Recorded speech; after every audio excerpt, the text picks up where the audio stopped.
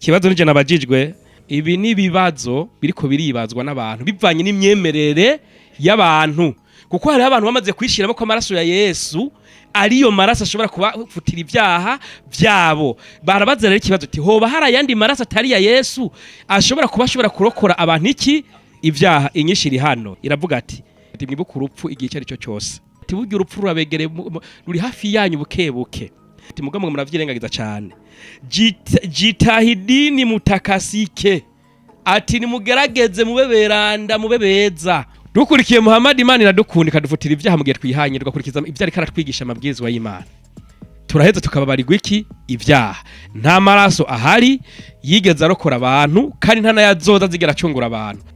Uhejeje gusoma Bibiliya muri Yesaya 14 ucugera mu busobanuro kandi wirutse hari mu byukuri wewe ucire mu mazi wongera uyanywe wewe usomye Yesaya ajya 7:14 nije nuncire muri nakuretse nakuretse kuvuga ubusobanuro sinagupinze kandi kuvuga ubusobanuro bwa Bibiliya sinagupinze sawa kuvuga ubusobanuro bwa Qur'an umusobanuzi we karibaza ivyo bibazo sawa ndagushimiye reka tubandanye rero muri make ndashimye ko batahoti mu byuko naho nariko ndaharira mu byukuri handitse ukuri havuze ati mbega amaraso atari aya Yesu yoshobora kubakiza ivyaha bisobanura ko ari opposition.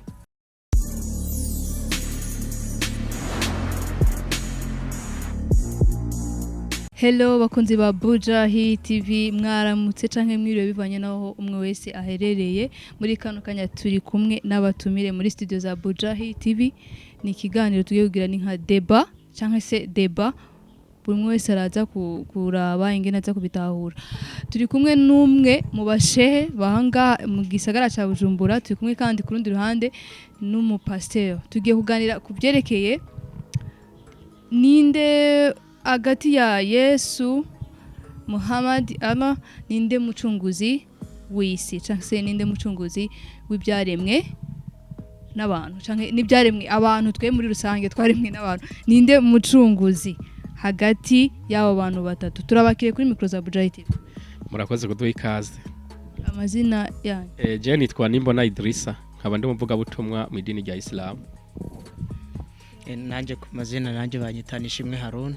Murakoze kwa mutwakiriye muri Bujahi. Murakoze namwe ku rundi ruhande turi kumwe n'umupasiteri bita bande? Nitwa Nduwimana Moses. Banyitana hawo umwasi Abdul Royal Peace Foundation. Musengera muri Eglise. Ni mu Eglise Afrika. Bakunzi ba Bujahi TV tugiye guhera ku ruhande rwanje kumwe mu bapasiteri aza kudusigurira araza kutwereka we tubwira ko Yesu ari umucunguzi. Turaza tugira tumutegere twumve ibyo tubwira ku rundi rande turaza kugaruka twumva umushehe nawe ibyo aza kutubwira. Ego murakoze kumpa uyu mwanya nkuko nari mpejeje kubivuga. Ku mazina nitwa Nduwimana Moses, ndumuvuga butumwa mu bikorwa by'Imana. Mbanje kubaramutsa amahoro ya Kristo mwebwe muri kumuradukurikirana aho muri hose ku isi abakristo mugabo. Hanyuma ku bayisilamu namwe mwa muri kumuradukurikirana ndabaramukije amahoro y'Imana. Assalamu alaikum wa rahmatullahi wa barakatuh.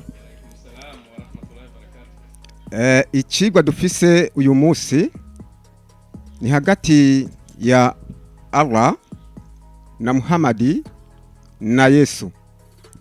Mbega ninde mukiza w'isi canke ninde mucunguzi w'isi? Mbega uwo kurikira Yesu yoronka inyungu? Mbega uwo kurikira Muhammad yoronka inyungu canke uwo kurikira Allah yoronka inyungu? Niki kigwa rero tugiye guhanahana ko ivyumviro hamwe n'abashehe turi kumwana muri kino kibanza. Nukuvuga yuko kugira ngo ushobore gukurikirana umuntu canke kumukurikira nuko ubanza kuraba neza uwo muntu ugomba gukurikira ko ari ico yokumarira, ko afise akamaro kuri wewe, hanyuma no muri kazoza ko ari ico azoshobora kugufasha. Rero ikigwa dufise kiravuga ngo mbega none ninde mucunguzi w'isi muraba batatu. Ikibazo tubone nyamba turiko turavuga iri jambo umucunguzi nuko hariho ikibazo cy'umuntu ari mu kaga. Uwo muntu aba ari mu kaga aba ari mu kibanza adashoboye kwikiza mugabo aba akeneye imfashanyo y'undi muntu aza kumukura muri ako kaga arimwo. Uwo niwe twita umukiza, cyane iyo niyo nsobanuro y'agakiza. Ni umuntu ari mu ngorane, ni umuntu ari mu bibazo bitandukanye, akaba atakaryo na kamwe afise ko ushobora gutuma ava muri ibyo arimwo, mugabo akaronka uwundi aje ava ahandi cyane mu kindi kibanza aje kumukura muri iyo ngorane arimwo akayimukiza. Uwo muntu yitwa umukiza. Twebwe rero nk'abakristo uko tubyizera, twizera yuko Yesu Kristo ariwe mucunguzi w'abantu. Abayisilamu nabo baraza kutubwira mbega umucunguzi wabo bemera ninde, tumukurikiye kugira ngo turonke iki ubugingo.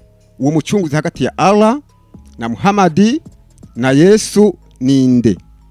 Tugomba dutangure kwinjira mu byigwa kugira ngo twibarize ivyanditswe ingene bivuga nkuko Yesu nyene ubwiwe abyivugira.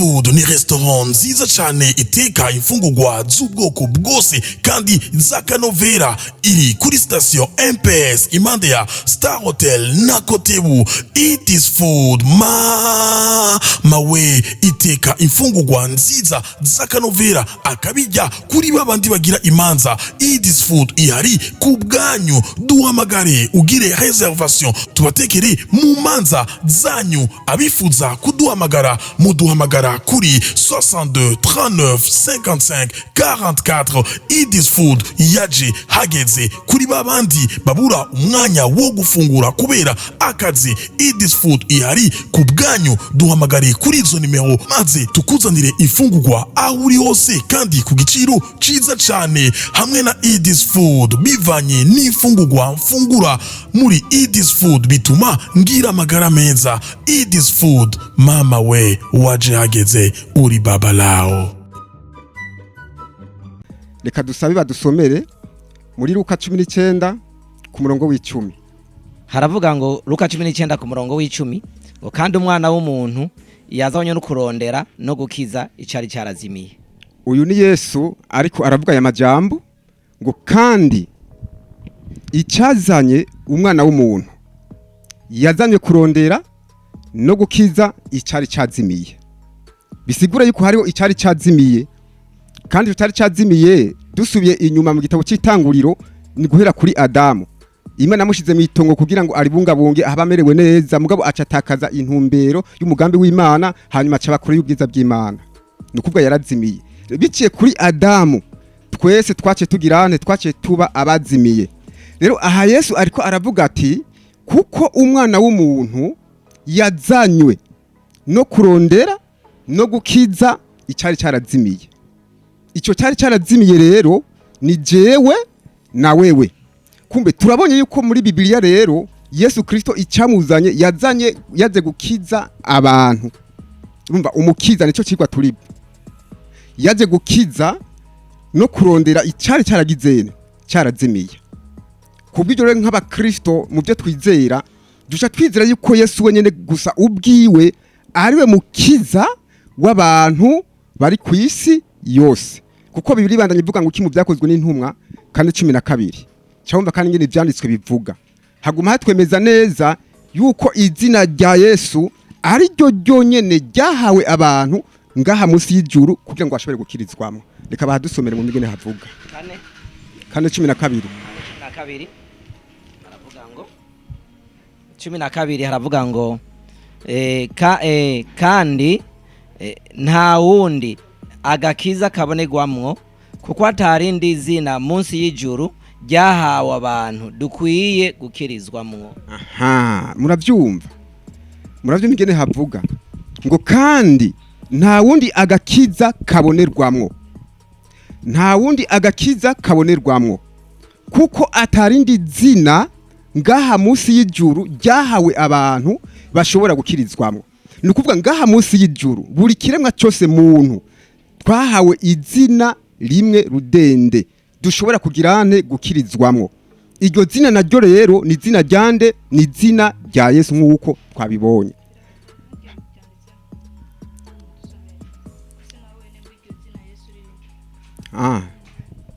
Ubu ni Yesu. Petero reka duhere ku murongo w'icumi kugira wumve wari karavugwa. Byo byiza cyane. Duhere ku murongo w'icumi. Ku murongo w'icumi haravuga ngo 10 nimumenye mwese n'ubwoko bwose bw'Abisirayeli yuko ari mu izina rya Yesu Kristo umunyanazareti uwo mwebwe mwabamvye Imana ikamuzura mu bapfuye kwariho hatumye uyu muntu ahagarara imbere yanyu akomeye. Uwo niwe buye mwebwe abubatsi mwatituye kandi ryahindutse rigumya imfuruka, kandi nta wundi agakiza kabonegwamo kuko atandi zina munsi y'ijuru ryahawe abantu dukwiye gukirizwamo. Nuko rero uwari karavugwa ni Kristo, ari we Yesu turiko turavuga ngaha. Niwe ari karavugwa yuko atarindi zina ngaha munsi y'ijuru ryahawe abantu dukwiye gukirizwamo kiretse izina ryande, izina rya Yesu.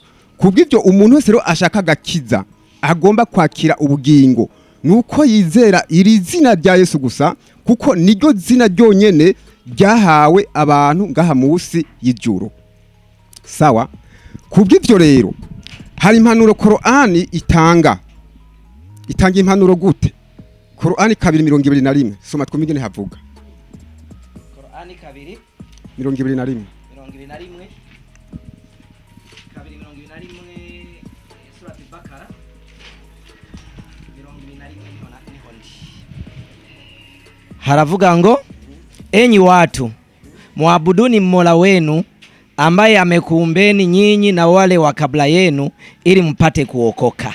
Ati yemwe bantu mugirene musenge Imana kandi mugirene kugira ngo mushobore gukizwa. Kubw'ibyo na Korani ikirabwa yuko abantu bakwiye gusenga iyo Mana yabo yabaremye kugira ngo bashobore kugirane, bashobore gukira. Mugabo kugira ngo bashobore gukira rero hariho condition imwe gusa, nuko bizera iryo zina ryatanzwe ari ryo rimwe gusa Yesu Kristo, abantu bose bakwiye gukirizwamo. Ikiri hanze y'iryo zina ntushobora gukizwa. Ikiri hanze y'iryo zina ntushobora gukira kiretse gutakara gusa. Rero twamaze kubona yuko umukiza twebwe abakristo twizera ko ari ninde, ko ari umwami Yesu. Reka tubaze Muhammad nawe rero. Mbega Muhammad nawe uwo mukurikira akamwizera, mbega by'ukuri hari icyo yoshobora kumumarira? Hari icyo yoshobora kumumarira? Bazume Korani ga 49:6. Korani 49:6 havuga ngo iki? Twumve yuko nawe abamwizeye cyangwa bamukurikira ko hari icyo yoshobora kugirane, yoshobora kubamarira. Twatuje muri Korani 46 49 ku murongo wa 6 49:9 haravuga ngo sema mimi si kiroja mpya katika mitume, wala sijui nitakavyofanywa mimi wala mtakavyofanywa nyinyi, sifuati ila yaliyofunuliwa kwangu. Inatosha? Muhammad ariko arabirwa ati Muhammad vuga ati jewe ntabwo inje ndigitangaza mu ntumwa canke sinje ndi mushasha mu ntumwa, kandi je Muhammad rero sinzi ivyo muzogirirwa canke mwebwe mwankurikiye muzogirirwa. Kubw'ibyo uyu Muhammad ntashobora kuba umucunguzi canke umukiza w'abantu, kuko wenyene ubwiwe ntazi ico azogirirwa, n'abamukurikiye ntazi ico bazogirirwa. Nyamba bazomuniga ntavyazi, nyamba bazomutera icumu ntavyazi, ntazi na kimwe. Kubw'ibyo Muhammad rero ariko arabinyugutura bwa ati jewe mwumvise mwabagabo mwe rero, jewe sinzi ico nzogirirwa, kandi namwebwe mwankurikiye sinzi ico muzogirirwa. Kubera iki yavuze ayo majambo? Yavuze ayo majambo kuko atavyizigiro na bikenya afise byuko ashobora kugirane, ashobora gukiza umuntu. Nico gituma rero aca atanga impanuro muri Korani igice c'icumi ku murongo bijana n'umunani niho ngoma kurangiriza mwumve ingene aca byivugira rero umviriza ingene Muhammad aca yivugira amaze kuvuga yuko atazi ibyo azogirirwa n'abamukurikiye atazi ibyo bazogirane bazogirirwa mbega aca atanga izihe mpanuro 10:108 mwumve ingene havuga 10:108 havuga ngo iki 108 aravuga ngo nahashitse sema enyi watu haki imekwisha kukujieni kutoka kwa Mola wenu basi anayeongoka anaongoka kwa faida yake nafsi yake na anayepotea anapotea kwa hasara nafsi yake mwenyewe nami si mlinzi juu yenu mimi ni mtoaji habari tu.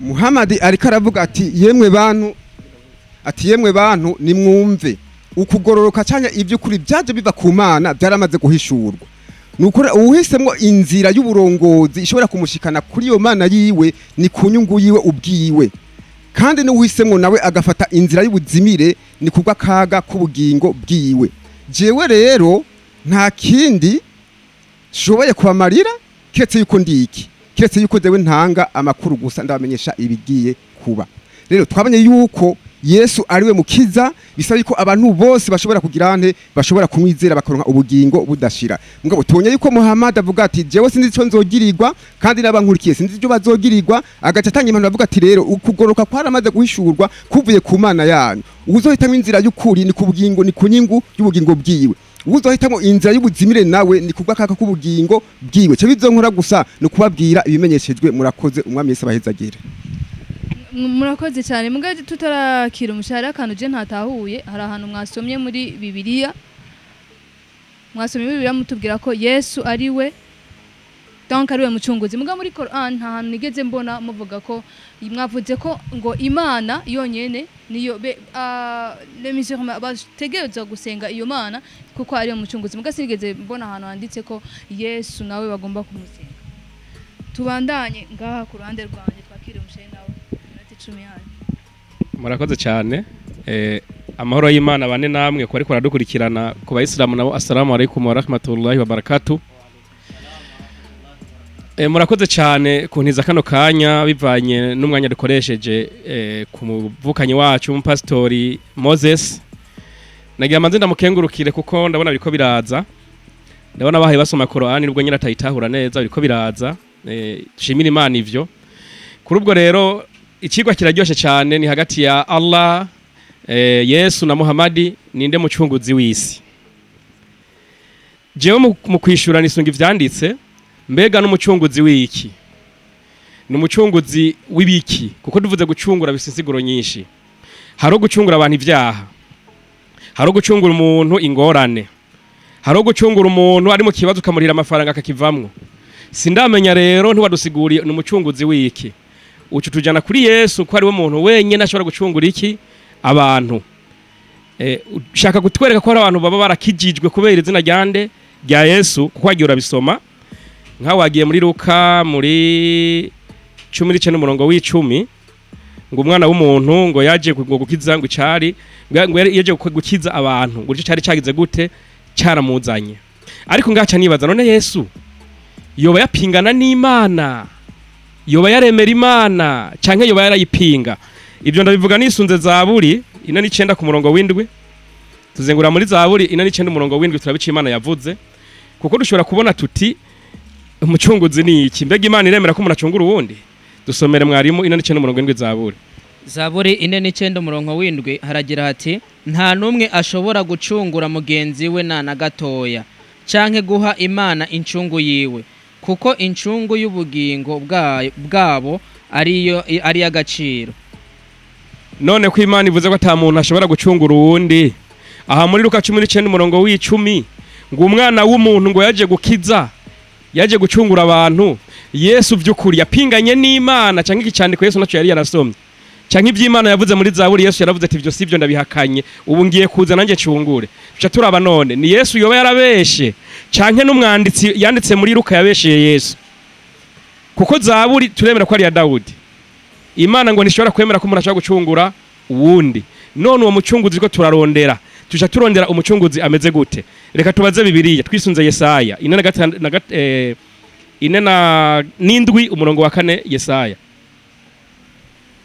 4:7 umurongo wa 16 haragira hati kuri 16 4:16 Yesaya 4:4 haragira hati niko umucunguzi wacu agize izina ryiwe n'uhoraho nyine ingabo uwera w'Abisirayeli.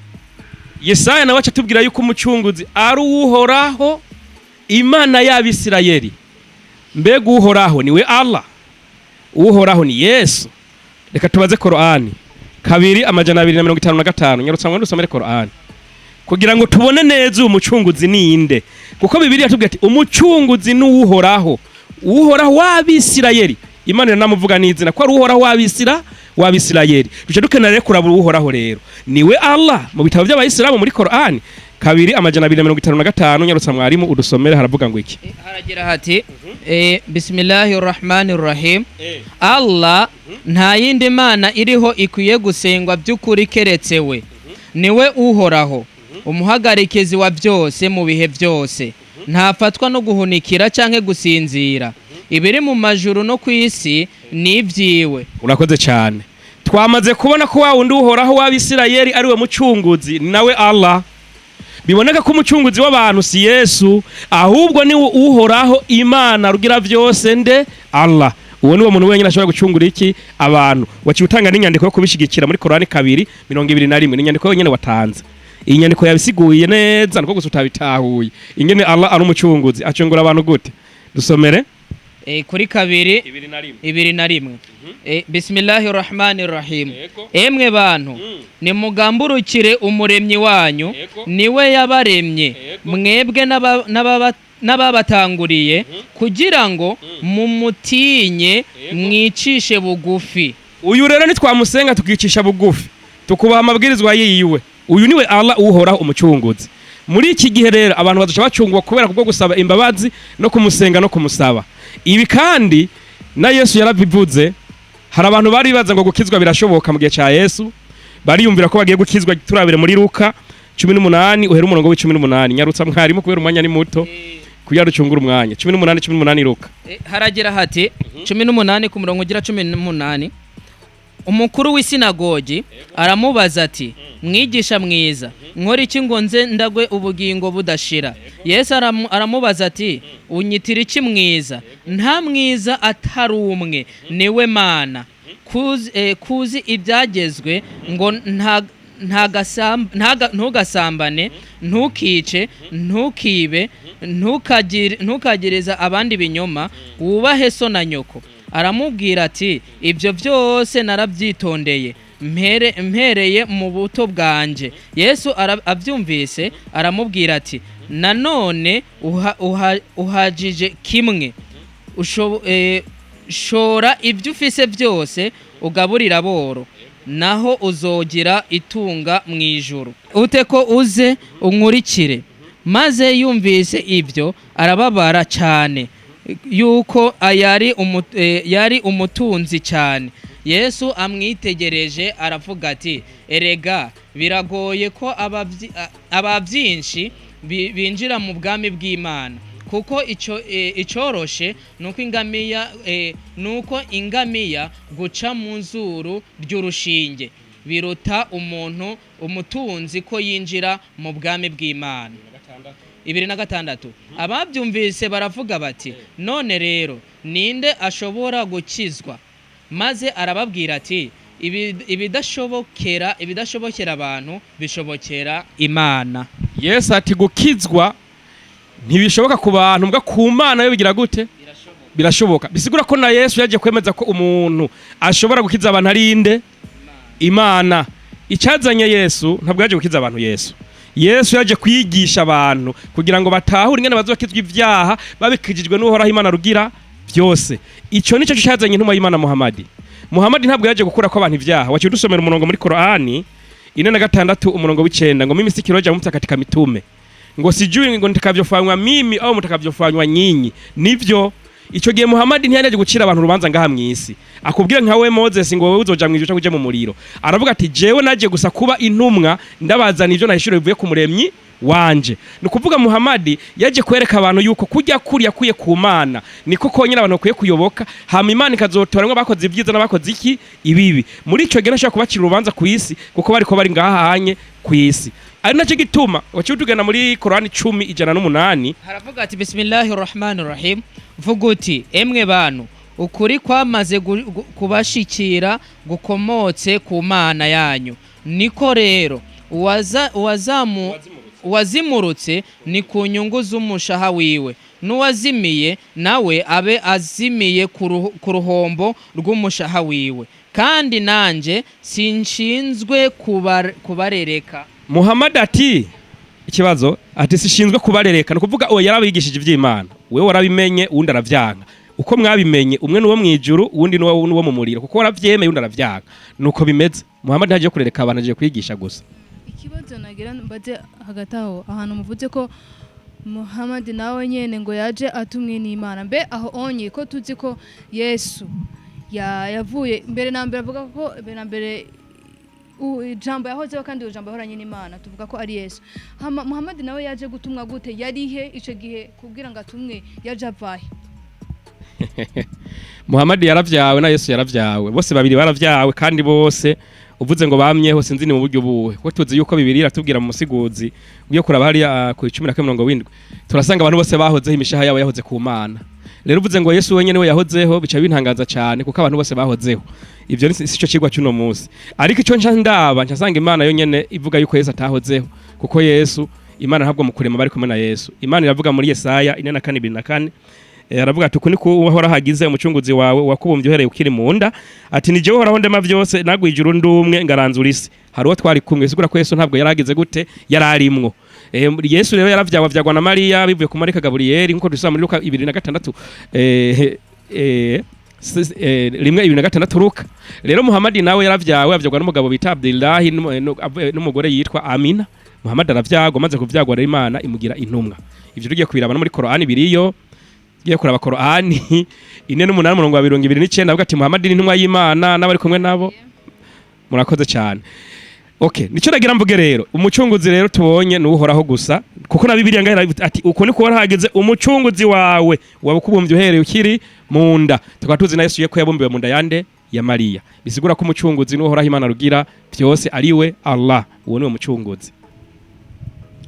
Bakunzi ba Buja TV je sindatahura, kandi rero je mva ngaha nta namwe negamiye, sinzi ko ndumukiza cyane ndumumizima, gusa ndava ngaha uza kumbwira ibintu nkabyumva niwe cafati yonzera, kandi muramumfashije. Gusa akabaze je nagenda kubaza sindatahura n'ubunye, uvuze ko uhoraho ariwe mucunguzi kandi uvuga ko Muhammad nawe yabyawe nkuko uvuga ko Yesu yabyawe. Erega Yesu yari nimwemu, urabyemera ko ari mwe n'ubutatu? Niko je ndabizi. Imana ntibyemera. Tubandanye tureka Naguhinyandiko.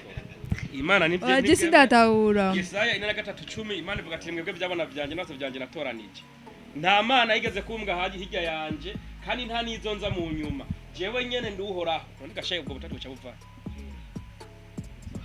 Reka tubandanye tugaruke kandi ku rundi ruhande n'indi minota 10 mugaje n'ukuri ko Imana sindatahura. Ari sinatahuye ikibazo camwe nabo bajije muga ntimwanyishuye, nahanye ntimuranyishura neza sindanyurwa. Reka tubandanye.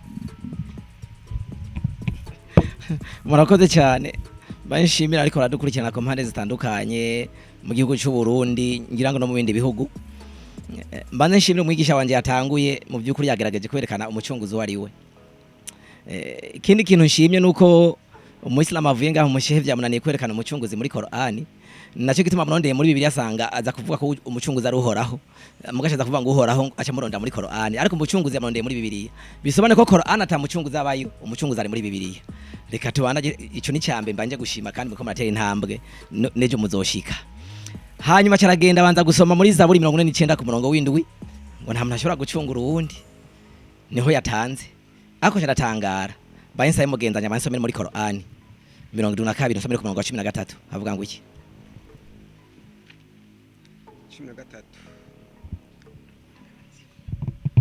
13 nasi tulipousikia uongofu tuliuamini. Basi anayemwamini Mola wake hataogopa kupunjwa wala kutwikwa kubebeshwa dhambi za mtu mwingine. Korani isa no kwiguha inyishu. Igice cya 22 washaka n'amajina ariko aravuga. Aravuze ngo twamaze kumva Korani kandi twayizeye. Ngo kandi natwe ntituzogira ubwoba bwo kwikorera ibyaha bya bagenzi bacu. Umva bonyene barumva ko bashaka kwikorera ibyaha bya bagenzi babo. Ariko n'amajina ariko arabivuga, amajini ni ariko arabivuga. Ngo ntazotinya kwikorera ibyaha bya bagenzi babo. Urumva Idrisi nabo nta muntu yocungura uwundi. Mbega kubera iki ata muntu yocungura uwundi? Ikibazo cyari kihari, uwategeza gucungura yari umuntu atagira icyaha. Ingwane udashobora kunshura cyangwa gucunga cyangwa mwana gucungure ni icyaha kiri muri twebwe. Ko biri atubwira ngo ngo twese twakoze ibyaha ntitwashikira ubwiza bw'Imana. Ariko urasoma Bibiliya, Yesu wenyine avuga ngo ninde unyagiriza icyaha? Umwe atagira iki? Atagira icyaha. Niwe wenyene kuko kugira ngo ucungu wateza kuronka ugucunga atagira iki? Atagira icyaha. Umwe wenyene. Mu cyane bava ngo al-wahid. Umwe wenyine ata wundi wa kabiri abaho. Nacho kitima mu kigwa cyacu twabajije tuti mbega hagati ya Muhammad na Allah na Yesu ninde mucunguzi w'isi? Nashimye ko mu by'ukuri mikoro ari nta urimwo twacamuronda muri Bibiliya. Kwari mu bacungura cyangwa babacunguzi kuki Yesu ari kuza kurande rwanyu kuki Yesu ari kuza mbere y'Imana kandi numva umengo yagombye kuza mbere y'Imana kuko Imana ari ubushobozi. Sawa murakoze cyane ico kintu kigwa tiko turategura kikuvuga Imana bwa Yesu. Ngira ngo nitwatamaza mukaza muri ngaha mukayobora ikiganiro tuza kuraba Imana bwa Yesu. Ariko namuze ko turaba gucungurwa. Ico nikindi kigwa n'indi teme ikiza. Ko no havasanga nataye intumbero. Ikigwa n'icyo mucunguzi. Ninde mucunguzi ashobora kuducungura? Ajya nuko twagufata washaka nuri muntu kamusha kufata cyanyira Idris. Ninde uducungura? Hagati ya Idris na Yesu nande kujya turabi gusa umucunguzi ninde? Cyo tuko turaraba Yesu rero ngaha. Yesu niwe mucunguzi kuko ucyusa muri Zaburi 5:5-22 nivyo hatubwira ngo ivyaha byacu tubikorere nde uhoraho. Bibiliya kwitubwira nkuko wasanye muri Yesaya. Yaho niho ndiko ndaza urakoze cyane kwico kibazo cyawe. Bibiliya tubwira ngo tubikorere nde uhoraho. Ariko cyane Bibiliya ni yonyene niyo muhinga kitwereka uhoraho ninde. Kigera mu gitabo cya mbere cya Bikorino 12:3. Uyu uhoraho dukorera ibyaha byacu ninde? Ni uza kumutwa neza wariwe. Haravuga ngo nico gituma mbamenyesha yuko atamuntu avugishwa na mpwemu w'Imana avuga ati Yesu nikivume kandi atamuntu ashobora kuvuga ati Yesu nuhoraho atabivugishijwe na mpwemu yera. Mpwemu yera ninde gutuma Yesu ataba subiramo kandi haravuga ngo nico gituma mbamenyesha yuko atamuntu avugishwa na mpwemu w'Imana avuga ati Yesu nikivume kandi atamuntu ashobora kuvuga ati Yesu nuhoraho atabivugishijwe na mpwemu yera. Uwo mpwemu yera ninde? Uwo nguwo twobrija kuvuga ko Yesu ari umucunguzi. Uwo mpwemu yera ninde? Murakoze cyane. Ati uwo mpwemu yera ninde? Ni cya kibazo ndashimye ko ico kibazo no kibajije mugenzi wacu mu Islam uri kuvuga Imana no butatu tu console. Ariko siyo niko ndaja. Umpwemu yera ninde? Ni kuvuga Imana imanifesta mu buryo butatu. Yavuganye n'abasogokuruza bacu bwa mbere usomye igitabo cy'abaheburayo rimwe bavuga ngo yavuganye n'abasogokuruza bacu Imana ngo ariko mu biki gihe yavuganye natwe iciye muri Kristo aho hari kugihe Kristo ariko aragira gutari barakora ariko uno munsi Yesu yagenda yavuze ati nzobarunkira undi mwitsa azobasigura nibindi nivyo ntabasigure jewe uwo mwitsa niwe mpwemu yera rero ni Saint Esprit uwo Yesu yaturungikiye kugira ngo adushitse kugororoka nyako. Nico gituma rero udafise Saint Esprit ntuzovuga ngo Yesu nuhoraho. Nico bitubwira. None tubaho gute nga muri nosi bakunze ba budget muri twihangane tubaho gute muri nosi twese tuzi ko nuko ngo ata muntu umwe afise mpwemu yera udafise Saint Esprit ntushobora kumenya ko Yesu aruhoraho. Nuko ko abantu twese miria y'abantu batuye kuri nosi nta mpwemu dufise ko twese tuzi ko dufise mpwemu ko twese tuzi ko Uwiteka ari we ko Yesu aruhoraho. Twese dufise mpwemu yera. Okay. Bo reka tubandanye asike iminota 3 mugo wamaze kukivuga urinze watara ko Yesu ruhoraho ufise Saint Esprit ufise mwe muyera ariko udafise mwe muyera ntuzovugira watara ko Yesu ruhoraho wisunze Qur'an 10:85 tuzogitegura kindi kigwa cyundi munsi tubandanye kwiki gucungura rero tumaze kumva ko Yesu wenyine niwe mucunguzi ko ni watacahagira ariko Muhammad ntashobora gucungura ko n'umunyavyaha afite icyaha yafanye icyaha naho giza cihana usomye Qur'an 4:17 dusomere 4:9 17 na 47:19 19 haravuga ngo jua ya kwamba hakuna abudaye kwa haki ila Mwenyezi Mungu. Naomba maghfira kwa dhambi zako na dhambi za Waislamu wanaume na Waislamu wanawake. Uyu murongo wonyene uragaragaza ko Muhammad arashobora kumucunguzi ko Qur'an nyene Imana ikamubwira ati Muhammad ni wihane ivyaha vyawe wongere wihane n'ivyaha by'abayisilamu b'abagabo n'ivyaha by'abayisilamu b'abagore nta na hamwe muri Qur'an ndigira nsanga Muhammad igeze yihana ivyo vyaha mu gihe yarafite ivyaha ntashobora kumucunguzi umucunguzi numwe ava ngo ndeyo nyagiriza icaha nta wundi reka tubandanye turabandanya kuraba mbese uyu Muhammad urashobora gucungura sibina gushira ku munzani Qur'an 7:188 dusomere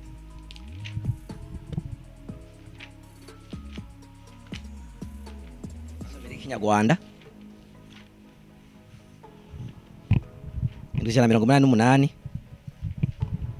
haravuga ngo vuga yewe Muhammad uti kubwanje nta bushobozi mfise bwo kugira icyiza no kwimarira cyangwa ikibi nakwikiza usibye icyo Allah ashaka. Muhammad amaze kuvuga ati je ubwanje sina mamlaka ya kujipa nafu je ubwanje ntacyo no kwimarira ne mugenzi wanje utaciye kwimarira mba utaciye kumarira ategereje ngo icyo Allah azogira gute azomumarira naco ni ikihe twagisanga muri Qur'an 10:2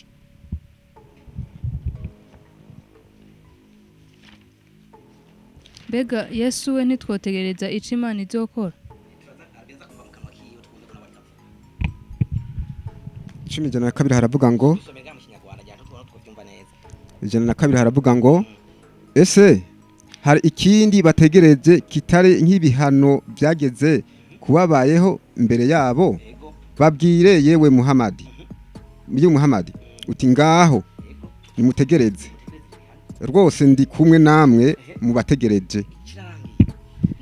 Ninde yari karabwira Muhammad ni Allah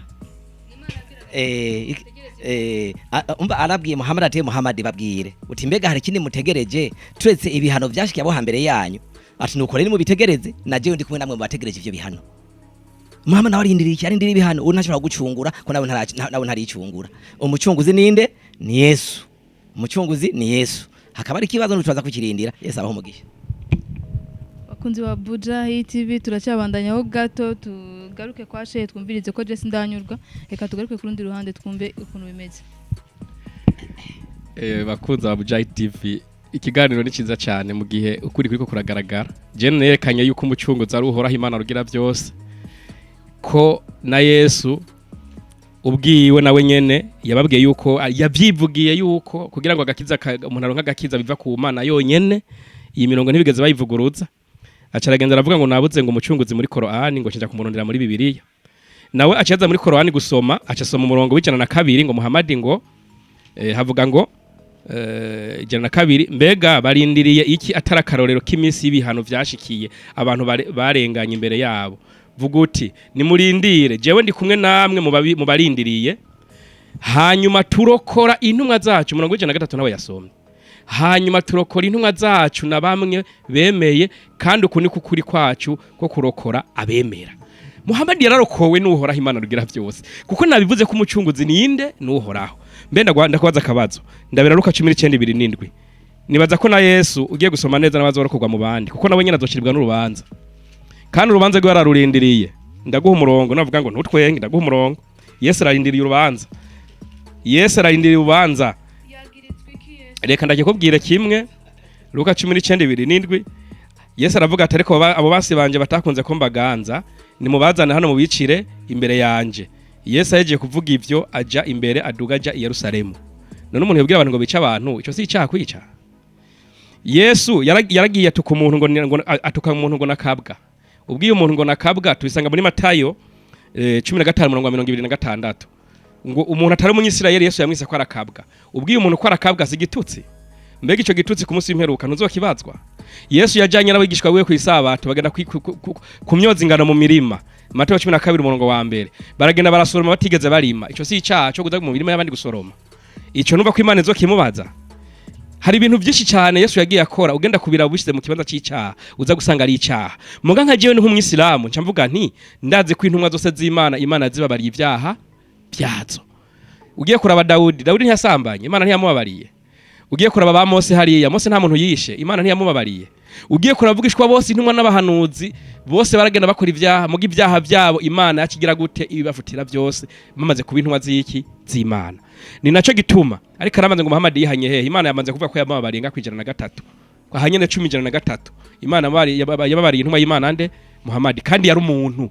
Muhammad yashaka gukora ikosa nta muntu usenga Muhammad usenze Muhammad waja mu muriro. Muhammad yari umuntu amaze kuba umuntu yashaka gukora icyaha ukoze icyaha ariko nuko Imana ari yabahaye bonus yo kubafutira ibyaha byabo intumwa ntizahanirwa ibyaha.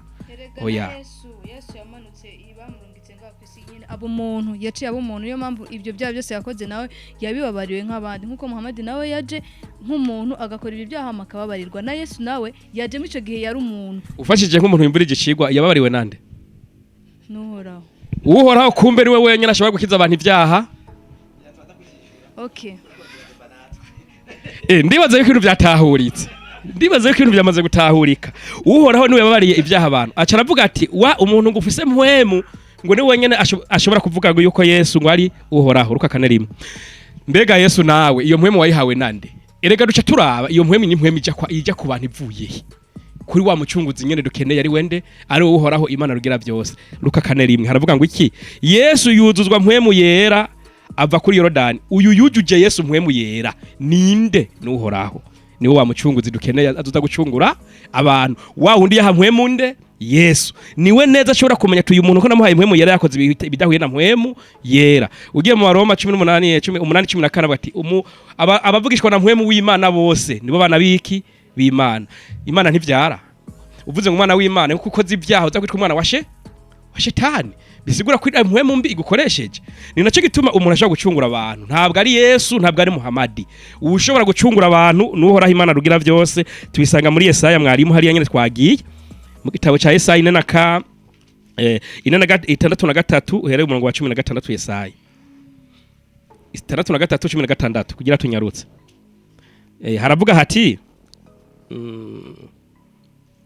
haravuga hati ninde umurongo wa 4 sorry jena gumye ndahasoma kugira ngo bahatahure umurongo w'indwi haravuga hati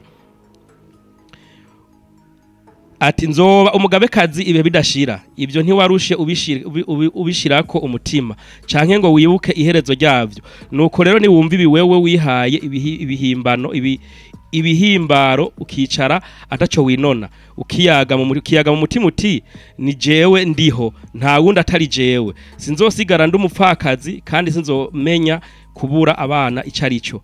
Ariko ivyo vyompi bizokugwako umunsi umwe kubura abana no gupfakara. Uyu nyene ashobora gupfakaza abantu agatuma abantu babura abantu niwe wa wundi ashobora gucungura n'abantu ibyaha byabo. Ariko Yesu ntavyashoboye. Yesu arabishoboye kuko nimba Imana uhoraho niwe yarungitse Yesu nk'umwami n'umukiza si byamurungika ku isi. Imana yari ifite ubushobozi bwo gushiramo ibyo bintu byose Yesu akaba yocungura cyangwa akaba yotanga ubushobozi bwose kuko tuvuge nimba uri umupapa ufise abana urashaka kuvuga ati umwana wanje ndamuraziki kandi akabikora nka se wiwe. Rero ni Imana yabikoze uko onye nimvira ko yoba yarabikoze ku mwana wayo. Imana yarabirangije igihe yavuga muri Ezekiel 18:20 haravuga ngo iki Ezekiel 18:20 jewe mvuga amajambo y'Imana simvuga amajambo yiwanje. Haravuga hati umuntu akora icyaha ni wazopfa. Umwana ntazozira ibigabitanyo vya se na se ntazozira ibigabitanyo vy'umwana wiwe. Ubugororotsi bw'umugororotsi azobuharugwako. Je ndemera ko Yesu yaramugororotsi n'intumwa z'Imana zose ubugororotsi bwabo bazobuharugwako.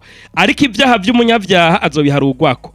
Ariko umunyabyaha niyahindukira akava mu byaha vyiwe byose yakoza kitondera ivyagezwe vyanje byose agakora ibitunganye n'ibikwiye nukuri azobaho ntazopfa kubera iki dupfa nuko dukora ivyaha turakora ivyaha ku isi nta gucungurwa tuzocungurwa kuri wa musi w'impero ko uhoraho azoduciriye urubanza azoduciriye gucungurwa ni naco gituma Bibiliya ivuze iti nta muntu numwe ashaka gucungura uwundi umuntu akoze icane wazopfa kandi umugororotsi azobazwa ubugororotsi bwiwe nibaza ko Yesu yari umugororotsi kubugororotsi bwa Yesu Imana izomubaza ivyaha by'abapasitori babiri bazobibazwa gatwe kabo hanyuma Imana ibacira urubanza nyimizo bashira mu ijuru babe bakijijwe nyimizo bashira mu muriro babagize gute babe bahanwe urumva naco gituma rero Yesu yaje kwigisha abantu amabwirizwa y'Imana aho nyimba Yesu yaducunguye yacunguye abantu twaca tukurirwa amabwirizwa nta kamaro kayo nico gituma hari amabwirizwa 10 kugira ngo tuyitondere tumaze kuyitondera tugenda Imana izoduharure kuri rimwe rimwe mbega wakoze iki kwiri wakoze iki kwiri wakoze iki hanyuma Imana iduharurire imaze kuduharurira gushire mu ijuru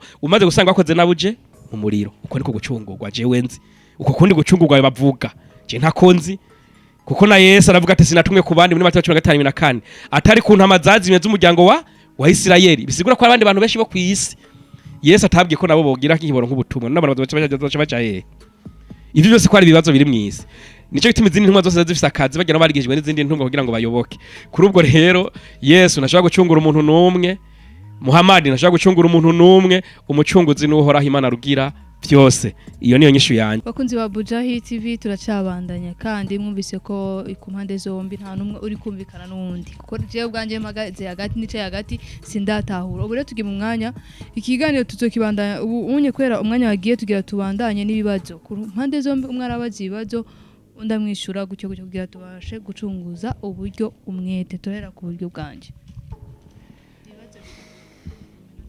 ikibazo ni mu minota 3 murakoze cyane ikibazo canje ndagisoma muri Yesaya 6:3 umurongo wa 16 kuko wewe uri data wa twese naho Aburahamu atatuzi kandi na Isirayeli ntatwemere wowe ubwawe uhoraho ni wowe data umucunguzi wacu niryo zina ryawe ni wewe data umucunguzi wacu ni naryo zina ryawe nkaje soma n'umurongo ugira kabiri muri Yohana 14:8 havuga hati mwumvise ko nababwiye ntindagiye ariko nzobagarukako iyo munkunda mumnezerejwe nuko ngiye kwa data kuko data ari we anduta uyu ni Yesu abivuze Yesu aravuze ngo data ararutande Yesu uyu data twabonye ko ari we mucunguzi uhoraho ko tubonye ko data ari we mucunguzi kandi Yesu akaba yemera ko data ari we amuruta Yesu agaca garuka kigisha akavuga muri Mariko 1:15 ngo nimwihane ko bwami bw'ijuru buri hafi Yesu yababwira ngo bihane gute ari waje gucungura ivyaha yoba yarazi ko uhoraho ari we mucunguzi canke Yesu yarazi ko wenyine ari we mucunguzi canke bamuvugiye baramubesheye ico kibazo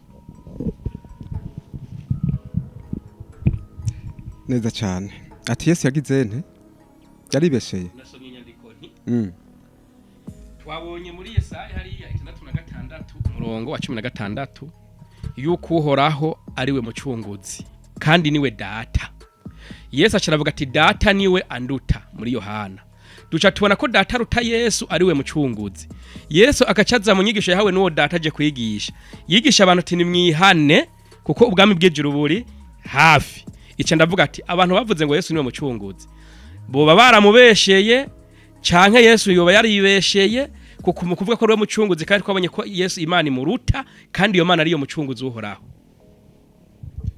urakoze ku kibazo ubajije Yesu ntabwo yibesheye ibyo yavuze byose nukuri muri Yesaya utanguriyemwo gusoma kubwa yuko Imana ariyo data wa twese kandi ikongera ikaba n'umucunguzi uko nukuri rero reka tubaze Bibiliya mbega none uwo data mbega Yesu yoba ari data kugira tumenye yuko yoba ari uwo mucunguzi duca tubisoma muri Yesaya kangaha 9:6 tubone tumenye uwo data hanyuma twasanga Yesu rero ari we data duce turaga umucunguzi awa uwariwe reka nsome Yesaya 9:6 haravuga ngo kuko umwana tuvukiye duhawe umwana w'umuhungu ubutwari buzoba ku bitugu vyiwe azokwitwa igitangaza umujyanama Imana y'ubushobozi data wa twese ahoraho umukama w'amahoro wumvise umwe data wa twese rero ari we mucunguzi nuyo turiko turabwirwa ngano muri Yesaya rindira neza cyane Imana ni iki erega ni bya bindi nyine twashatse kuvuga yuko umuntu mucyo mutujyana kuko bifite ikigwa cyabyo neza cyane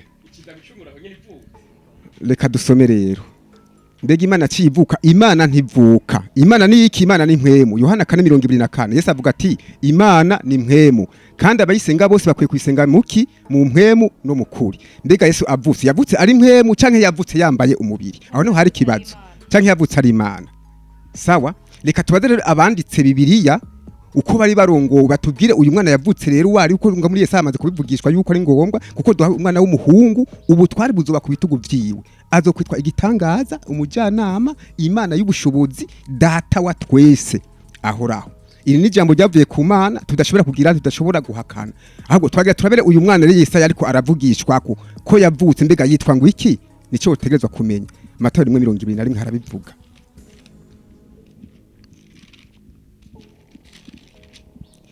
ibintu bimwe haravuga ngo azobyara umwana w'umuhungu nawe uzumwite Yesu kuko ari we azokiza abantu biwe ibyaha byabo muri Yesaya twabwiye yuko iyo Mana data wa twese ari iki ari ngo mukiza w'abantu kandi muri Yesaya tubwiye yuko uwo data wa twese Imana ihoraho ari inde ari umwana agiye kutuvukira aha rero icyubahiro cy'uyu muntu rero agiye kuvuka ari Yesu avuga ngo azobyara umwana w'umuhungu nawe uzumwite Yesu kuko ari we azokiza abantu biwe ibyaha byabo kumbe Yesu niwe akiza kumbe abantu bose nabiwe ngo niwe azokiza abantu biwe ibyaha byabo bisigura yuko abantu bose nabande naba Yesu yaje kubakiza iki ibyaha byabo habandanya havuga uko 22 ibyo byose byabaye bityo ngwivyo umwami Imana yavugiye mu kanwa ko wavugishwa nawe biboneke ngo raba inkumi zotwara inda ibyara umwana w'umuhungu bazomwita Emmanuel risobanurwa ngo Imana iri kumwe natwe kumbe ni Imana mu bantu iki ni kigwa kinini tuzogisura mu kindi gihe tugifitiye umwanya uhagije niho muzotara kuko aha nko mu ncamake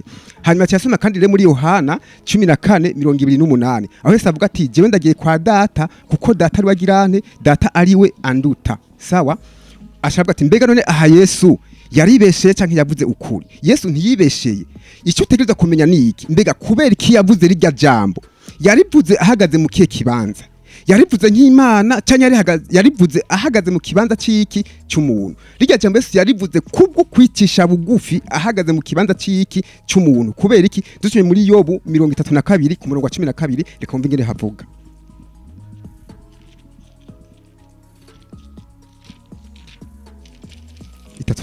ngene havuga reka nkwishure muri ibyo ntugororotse kuko Imana irengeye umuntu Yesu rero amaze kuza ngaha ku isi yambara umubiri yafashe ikibanza cy'umuntu kuko yigizene yicishije bugufi muri uko kwambara umubiri ntibisigura yuko yatakaza ikibanza ciwe cy'ubumana hapana ikibanza c'Imana ntiyatakaza ikibanza ciwe neza cyane niba ukeneye byanditse turagwa naho ushaka 70 ndagwa ntugira ikibazo hama ujya bavuga ko Imana yarungitse umwana wawe ku isi kuducungura Yesu ni bari Imana hama iyo yindi nayo dufite Imana zibiri okay reka twisuze ibyo twisha dukoresheje ibyanditswe Yohana aca twishura ubone nde mbega Yohana 10:30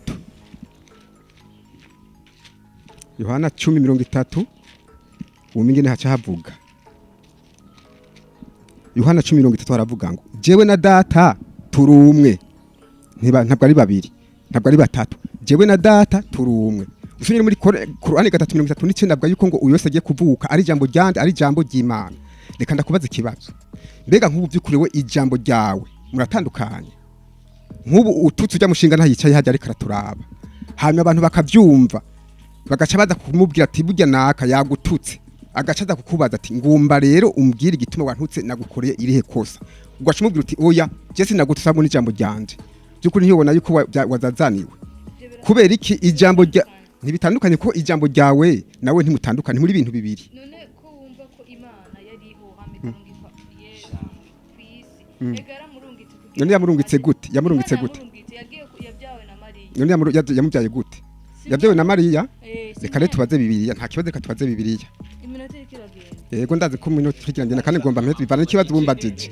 kuko twumvise ko urumva Yesu yazanye urumva Yesu ni ijambo ry'Imana sawa kandi nakubwiye yuko twasuye muri hana rimwe ngo ubwa mbere na mbere jambo yagize nte yariwe kandi uwo jambo yahoranye ni ntucumva ko ari ibintu bibiri kiracari cya kintu kimwe ntuvyumve ko ari ibintu bibiri ngo ubwa mbere na mbere jambo ubu wenye rasomye cyane twavuga ati ego yahoranye bibaye ibintu bingahe ubu nawe mu kigo yatanze yavuze yuko ngo Imana atabari bagize bari bangikanije yari yonyene rudende siko none wumva rero ndo hace yaboneka yuko ubujambo yariho hace yaba Imana zingahe naho rukwiye gutahura n'icyo gituma twavuze tuti iki kigo tuzogisobana mu buryo bwiharije kugira ngo uzugirene uze utahure kuko ni kirekire cyane gose n'abariko kandi baradukurikira kuko bazoronka umuco kuri iki cigwa kuko ni cigwa kinini kandi kirekire cyane gose mbwa reka tugaruke mu cigwa rero aho kuravuga ati none Yesu yibaze gute rero 14 hacabwa muri Yohana 1:14 ngo kandi uwo jambo yihaye umubiri abana natwe urumva rya jambo kuko Imana ishoboye byose yihaye umubiri abana natwe yavutse nk'umuntu mugabo ntabwo yari umuntu asanzwe nka jewe na wewe kunte jambo nimba yarihaye bisigura ko ni Imana nyene yego ntidushobora kubyakana Imana yamanutse iraza iravukira Imana ni mpwemu sawa Imana Maria ntiyabyaye impwemu yabyaye umubiri siko aho tutavuga yuko Yesu afise intango kandi mu gihe biribwe yuko atantango agira kandi mu biriho byose byaremwe nawe iki ni kigo dashobora gushitara muri uyu mwanya muto kuko ni kigo kirekire cyane gose ni kituma navuze ni tuzocimba indane dukurize tugitahure neza kubw'ivyo rero Yesu Kristo kubona yaravuze ajya amajambo Yesu ntiyabeshe kijya kijya jambo yavuze muri Yohana 14:28 yarivuze ahagaze mu kibanza ciki mu kibanza cy'umuntu mugabo ahagaze mu kibanza cyo cy'Imana rero avuga ati jewe na data turumwe ntabwo turi abantu babiri kandi nta ntumwa nimwe yigeze gushanga ha kwisi yigeze kuvuga iryo jambo nta numwe guhera kuri Aburahamu kugeza kuri nde kuri ba Yohana nta numwe yigeze avuga iryo jambo atari Yesu nyene gusa nakoze cyane kibazo kigira kabiri ntabwo turi ku kibazo turi kuri reaction y'ivyo avuze bavuze ngo dushiraho reaction y'iminota ingahe 3 kugira ngo tuvuge ku vyo avuze oya tugira ko kugira duheze hama bace babaza ikibazo niko bigenda misi yose ku mpande zose ariko nagira mvuge ku kintu kimwe mbeshuze n'ivyo avuze kuko Yesu yaje yigisha ngo mwihane ndafise igituma nabivuze bama babeshera Yesu ngo babwiye ngo yaje kubacungura ivyaha byabo mugabo Yesu yaje babwira ati ni mwihane umuntu avuga ati hane ntiyakubwiye ngo naje gucungura yaba yarazi ko yaje kubacungura ne kubabwira ngo ni mwihane arico gituma muri Yohana 8:21 yaciye babwira ati jewe ndi mukuhava kandi muzondondera ngo kandi muzopfira mu vyaha byanyu ivyaha muzobipfira bo ko Yesu ntarimwe yaje gutwarira ivyaha byiwe ni Yesu wenyine avyivugiye aciye agaruka ngaratubwira ngo Yesu ngo yararemye Kolosai 1:15 bati Yesu yararemwe ari mu vyaremwe nyimba Yesu yararemwe wumva yararemye wewe woremwa hamukongera ukarema ico naco nigikunda bumva ko ari ubeshi bukomeye cyane muca murahara ku kintu kijanye na jambo nto nyenge ndakosore tugiye muri Zaburi 3:6 baravuga hati ijambo ry'uhoraho niryo ryaremye ijuru ntimwe murahangayika impwemu zo mu kanwa kiwe nizo zaremye ingabo zose zo kuri ryo yagereye amazi yo mu kiyaga nk'ikirundo ibyinahimburira mu bigega isi yose niyubahe uhoraho Imana mukurema avuga ati kibeho gacagira gute kibaho ikimwe twita mu cyaro ngo kunifaya kuni Imana ivuze biba bicabwira gute biba iryo jambo niyo ryahoze mu kanwa kiki k'Imana ntabwo ari Yesu kandi Imana avuze ati naguye ijuru ndumwe ndemisi ndumwe Imana aremye ari yonyene ntabwo yari kumwe nande na Yesu acaraza muri Bibiliya iyo Bibiliya ntagatifu ngaho muri ntuzenye muri Yesaya ngo Yesu ngo niwe ngo uhoraho muri 9:6 Bibiliya niwe yayintije yayizanye ntaceka tuyisome hirumba iyi Mana iriko iravugwa ngaha ntabwo ari Yesu muri Yesaya 9:6 reka tumusome ngaha muri 7:14 aho ugenda kuvuga ngo ni Emmanuel ni jambo ryimwe rivuye ngaha rigenda hari cyo twita reference 7:14 havuga ati haravuga ati uwaguzi juu ya Emmanuel ni moja ya maaguzi makuu ya Isaya juu ya Masia atakayetokea katika ukoo wa kifarume kadiri ya wafafanuzi wengi wa Biblia ishara inayoahidiwa na Isaya itakuwa kuzaliwa kwa Hezekia mwana wa Ahazi umwana yavutse ngaha no mungu wa Hezekia yitwa Ahazi nico gituma wa mu magengo n'Imana civuko bwo nyene acarabura inyisho kubera iki ntabwo ari Yesu ariko aravugwa ngaha uyu Emmanuel yavuzwe ngaha muri Yesaya yiririye ibintu bibiri n'urubu n'ubuki nivyo bizomutunga muga Yesu yagiye ajya amafi ajya ubugari ajya ibintu byinshi cyane urabizi hariya ko Yesu nawe gatana karavye byinshi hariya Yesu nyene byarabaye muri ugiye kubisoma biriyo muri Bibiliya yego hariya muri 13 Luka aravuga ati Yesu abafarisayo baramuzimana ngo bamugaburire acagenda akaravye ze kubisomora bibona ko umwanya ni mutoya birahari yego ni naco gituma Yesu yari intumwa y'Imana yaje kwigisha abantu ntihagire umuntu azosaba kubesha ngo Yesu yaje gucungura abantu nta muntu mwese Yesu yaje kugira gute gucungura navuze vyarabaye rimwe bamuzimanya agenda akaravye ariko ntaco birashoboka karagaciyemwo ni naco gituma uyu pasiteri ibintu avuze jewe no kuri nta gaciro nobiha kuko Imana niyo mucunguzi kandi Yesu Imana yamunugitse ati genda wigisha abantu kandi bukako yababwiye ati ndabigishiza mu migani kuko muraba ntimubone mwumva mutumva tariki ivyo babwishwa n'Imana Yesaya bibageze ko kumva muzokumva ariko nimuzoruha ubitahura umva abantu yaje kubacungura abo nukuvuga umwe wese azikorera umuzigo wiwe ariko gituma cyababwira ati muzopfira mu vyaha byanyu rero tugumye mu vyaha tuzobipfiramwo mugabo nitwihana kumwe Yesu avuga ati nimwihane tugakora ibitunganye no kuri tuzokizwa ku munsi w'imperuka hama twigire mwijuru. Mwakoze cyane bakunzi ba Bujahi TV rugamba aracyari rurerure reka twumve ikindi kibazo ku ruhande rw'abakristo pastor. Murakoze cyane ikibazo kirasanzwe ucumbirize sindakujana kure ko turacyari mu gucungura kandi cyo nshima gusa n'ubu gucungura turacyari hahandi Qur'ani ntatwereka umucunguzi turacyari muri Bibiliya niba umucunguzi ari muri Bibiliya hageze ko mukizwa mwizere Bibiliya kuko umucunguzi ni mwari muri Qur'ani twamubuzeyo kura ko ari muri Bibiliya rero ariko reka mbaye tukujyana muri Qur'ani wa mucunguzi twako turavuga muri Bibiliya mbega Qur'ani zakutubwira ngo iki turondere muri Qur'ani tukufu isura ya 13 umurongo wa 3 mu busobanuro bw'umurongo nsomera avuga ngo je iko kafara au sadaka yoyote chini ya mbingu haravuze ngo mbega hari kimazi canke indishikamwa ryose wotanga munsi y'ijuru yenye kuweza kuwaondoleni madhambi ushobora kubakiza ivyaha au je mbega damu isiyokuwa ya asili ya Isa mwana wa Mariamu mbega marasa atari ya kameremere nka Yesu inaweza kuwaondoleni katika madhambi kuwaokoeni katika madhambi bakiza mu vyaha byanyu ikibazo ngiki Qur'ani iravuze ngo mu busobanuro bw'umurongo ngo mbega hari kindi kimazi canke ishikanwa munsi y'ijuru ryoshobora kubakiza ivyaha ngo mbega amaraso mbega hari amaraso atara ya Yesu ya kameremere yandi yoshobora kubakiza ivyaha ikibazo kingaha rero Qur'ani ikira kubaza ikibazo hari kindi kimazi woronka nusubiye mbone katusubire mboneza subire hasame neza ahumve neza ugende bukebye bahumve neza haravuga ngo je iko kafara au sadaka yoyote chini ya mbingu yenye kuweza kuwaondoleeni madhambi au je damu isiyokuwa ya asili ya Isa mwana wa Mariamu inaweza kuwaokoeni katika madhambi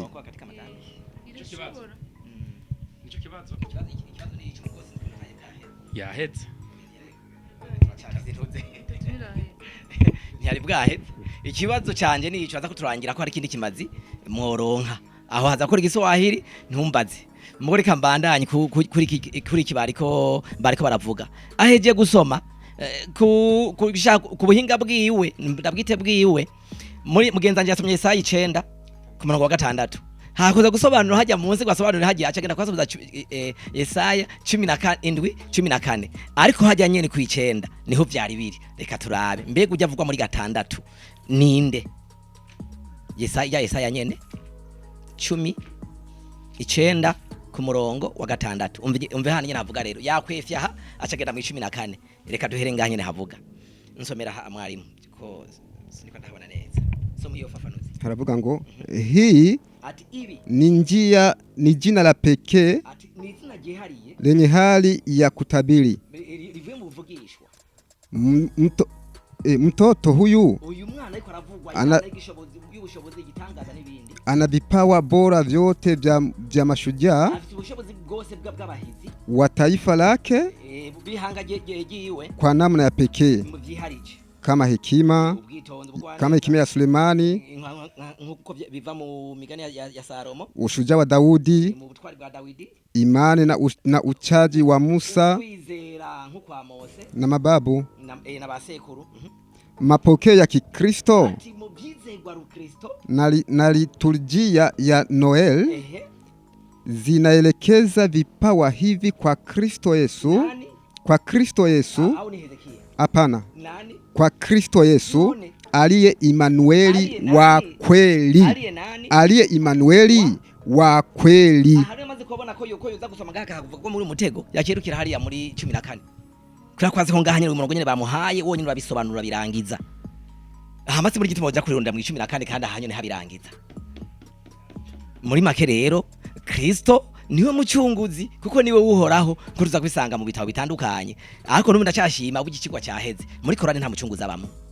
Nta mucunguzi aramo. Akaba ari mu mbwira uti ala n'umucunguzi na Muhammad n'umucunguzi. Ako tuko tabona uhoraho muri Bibiliya. Na Bibiliya tubwiye ko uhoraho ni Kristo. Akabazo gato atarakwishura nagira mbaze ahantu mu Giswahili sinzi ko naho uri Giswahili neza. Je umengo nasomye ngo amaraso ya Yesu, amaraso ya Yesu umwana wa Mariamu yoshobora yoshobora kubarokora cyangwa kuba yoshobora amaraso Yesu nawe yoshobora erega naho barabajije nahereye kuri no murongo uyu nyene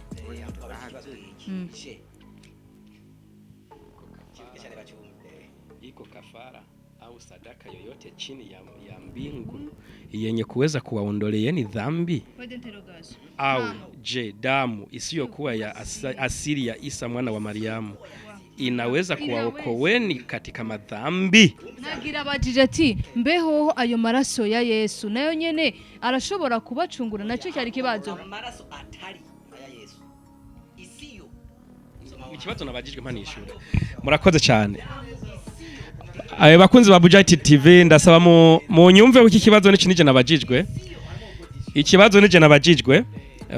Ikibazo nije nabajijwe arambajije ati yahereye hepfo reka ndahera haruguru gato kugira ngo gitahurike cyane. Au munaweza kujibadilisha kweli kweli bila ya yakini? Je, iko kafara au sadaka yoyote chini ya mbingu yenye kuweza kuwaondoleeni dhambi? Ni swali naisha. Au je, damu isiyokuwa ya asili ya Isa mwana wa Mariamu inaweza kuwaokoweni katika madhambi? Ibi ni bibazo biriko biribazwa n'abantu bivanye n'imyemerere y'abantu, kuko hari abantu bamaze kwishiramo ko amaraso ya Yesu ariyo maraso ashobora kubafutira ibyaha byabo. Barabaza rero ikibazo ati hoba hari ayandi maraso atari ya Yesu ashobora kurokora abantu iki ibyaha? Inyishiri hano ngiye hepfo iravuga ati yakumbukeni mauti siku yote, timwibuka urupfu igihe cyari cyo cyose, kwani yanawasogereyeni pole pole, tiburya urupfu rurabegere ruri hafi yanyu buke buke, lakini nyinyi mumehafirika nayo, timuga muravyirengagiza cyane. Jitahidini mutakasike, ati nimugerageze mubeberanda mubebeza, kimwe nababwira Yesu yavuze ati nimwihane kuko bwami bw'ijuru buri hafi. Bisiguruye reka ratesha agaciro bimwe by'amaraso. Urumva? Sababu mtu hawezi kumpa mtakatifu Mwenyezi Mungu mpaka ajitakase mwenyewe. Uravyumva? Nta muntu numwe aje gucungura uwundi kiretse yuko umuntu wenyene ari we yisuzuma kikosora wenyene agaheza kabutunganya imbere y'iki y'Imana. No kuvuga nta yandi maraso najya siyo. Ubanza kwiyeza wewe nyene, umaze kwiyeza rero ugaheza ukavukagira gute ukaba mwiza imbere y'Uhoraho Imana rugira byose. Iki cyane ko kiratomoye cyane. Nivyo abantu benshi bari bazi ko amaraso ya Yesu ngo amaraso yaracunguye ibyaha by'Igorogota barabivuga. Rero ni ibibazo byabajijwe bivanye n'imyemerere abantu bagize gute bafise. Ariko inyishu nuko umuntu wese yiyeza akava mu byaha kugira ngo arokoke.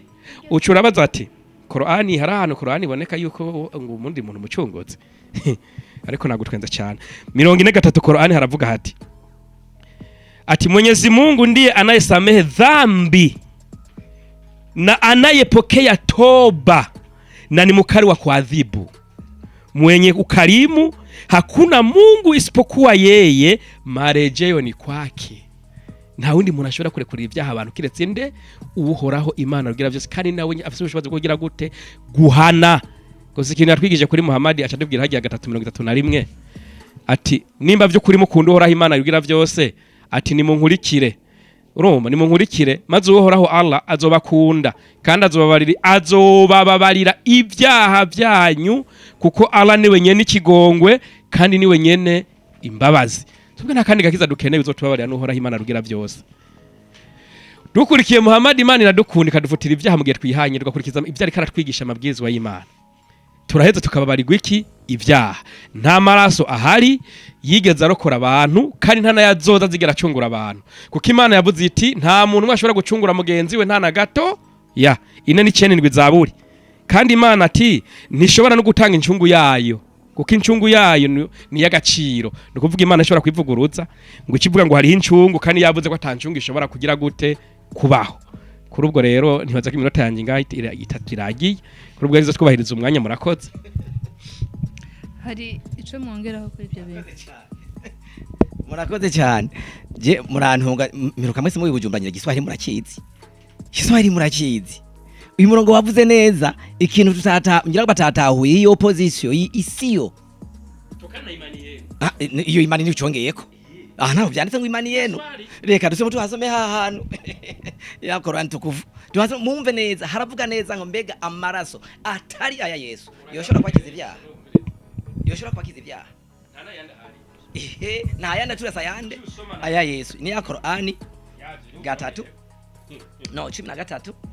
Wasiguye uwo n'umusiguye gasi aya.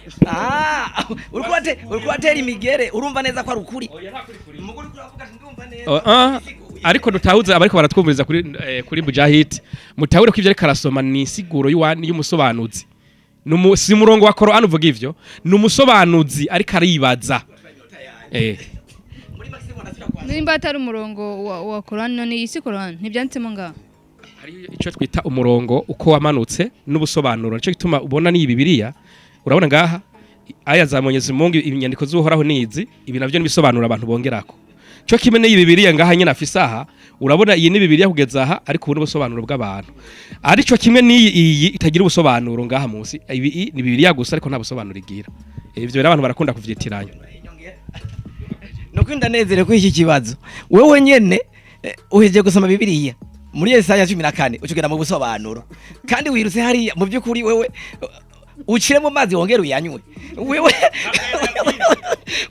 usomye Yesaya ajya 7:14 nije nuncire murabona nakuretse kuvuga ubusobanuro sinabupinze kandi kuvuga ubusobanuro bwa Bibiliya sinabupinze sawa kuvuga ubusobanuro bwa Qur'an umusobanuzi we karibaza ivyo bibazo sawa ndagushimiye reka tubandanye rero muri make ndashimye ko batahoti mu byukuri naho nariko ndaharira mu byukuri handitse ukuri havuze ati mbega amaraso atari aya Yesu yoshobora kwakiza ibyaha bisobanura ko hari opposition hari amaraso yandi n'amaraso ya Yesu mbenga harayandi maraso atari aya Yesu yoshobora kwakiza ibyaha bisobanura ko kwakiza ibyaha harayandi aya Yesu yonyene ko umuntu azi ururimi aho se hongiye ndiko nababwira nti mu byukuri iyi Mana yaba Allah yaba Muhammad sabacunguzi kubera iki Muhammad nyine nabimbwira nsomye mu gitabo wal marjani hadisi za Buhari na Muslim bumvikanye ko ipaje 1071 haraza kunyeka neza ko Allah dashobora gucungura umuntu kuko nawe nyene babanyavyaha bazoja nawe nyazobari aho reka twumvirize reka gutanga uraza kuvyumva ya 71 hadisi 1010 hadisi ya Anas ibn Malik ubu Anas ni musahaba wa Muhammad amesema kuwa mtume anasema Muhammad yaravuze ngo jahannam itaendelea kusema gihono mizobandanye ivuge je kuna nyongeza mbega ntabandi basigaye mpaka Allah gushikaho Allah atakapoweka humo unyayo wake azoge n'ibenge vyiwe ahagararemwo unyayo wake na hapo utasema gihono bizochivuga ngo kati ninatosha ikabana yivuga ngo na hapa kwa nguvu yako na zile sehemu zake nyingine sitakaribiana kuwa pamoja umvi maze kugenda igahagaramwe nibindi bimba vyayo bisigaye hanze bizoshafikirana namwe indani Qur'ani tubwira ko gihonomu ari kibanza c'inkozi y'ikibi na inkozi y'ikibi yocungura abandi indani muri gihonomu inkozi y'ikibi yocungura abandi ha mucugara ngo Yesu azocibura ubanza nibaza bari ko raruca ukabwemera ko Yesu ari we Isa nkuko vyemera turabaza Muhammad nawe nyene Muhammad aravuga ngo iki muri hadisi nyene igitabo cha Sahih Buhari nkuko vyanditswe muri wal marjani haravuga ngo kaifa haravuga ngo ni hadisi ya 196 fakara Rasulullah sallallahu alaihi wasallam kaifa antum idha nazala ibn Maryam fikum wa imamukum, ngo mbega muzovyifatamwe gute Yesu mwene Maria yaramukaje, muzobigenza gute akaza mu cyamanza. Icyo ni kibazo kihari, niba dushimanza ucu usubira inyuma ngaha haravuga ngo ndasubira aharanya havuga ngo hadisi ya Abu Huraira, inkuru witwa nde Abu Huraira yaravuze ngo iki ati mtume yaravuze ngo napa kwambaye nafsi yangu iko mikononi mwake, ndarahiwa undi umutima wanje n'ubugingo bwiwe, karibu atateremuka mwana wa Mariamu na atahukumu kwa uadilifu, atahukumu kwa uadilifu. Iyo mara yindi zo biri hehe ndani muri gihonomu. Fanaudhu billahi min dhalika, imani uturinde.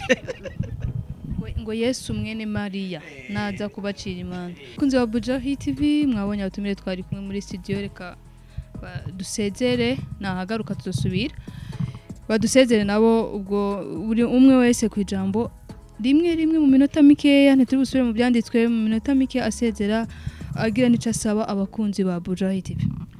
Murakoze cyane, turabakengurukiye cyane ababandanje mudukurikirana, muzobandanye mudukurikirana ku biganiro bigiye kubandanya.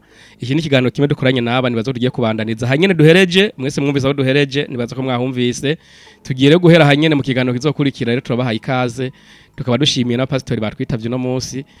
Ego nga muri Buja Hit nibo kene bindi biganiro muri Dawa TV Burundi bujyazo bisangayo nkibi.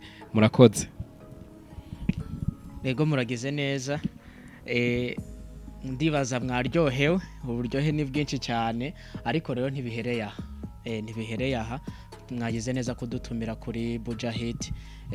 Turavuga mu cyarabo ngo insha Allah nubwo umwanka ndamuvuga Allah niyadushoboza tuzogaruka hano, hanyuma tubandanye n'ibiganiro. Icyo tubasaba gusa no kugira subscribe kuri Buja Hit TV, hanyuma mukajya no kuri Dawa TV, nabyo biranyuraho nyene umwanya ku mwanya inshallah.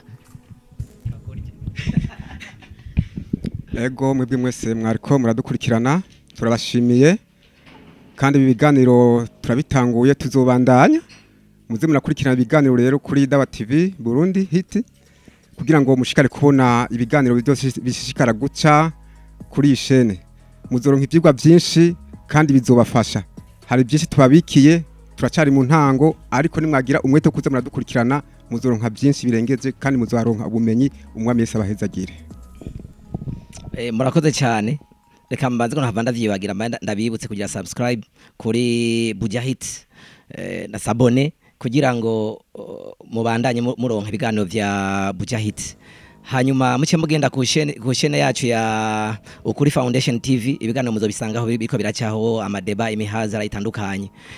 Uwo shaka kuturondera ni 39 11 34 32 no kuri WhatsApp niyo nyene. Hanyuma mwami Yesu akomeze kubaha umugisha, namwe twasanga ikiganiro icyompa wa munsi tukazahurira mu ijuru. Yesu abahezagire. Bakunzi wa Bujahi TV kuri mikro mwari kumwe na Krista Bella in the house, behind the camera turi kumwe na Juma Jux. Ciao.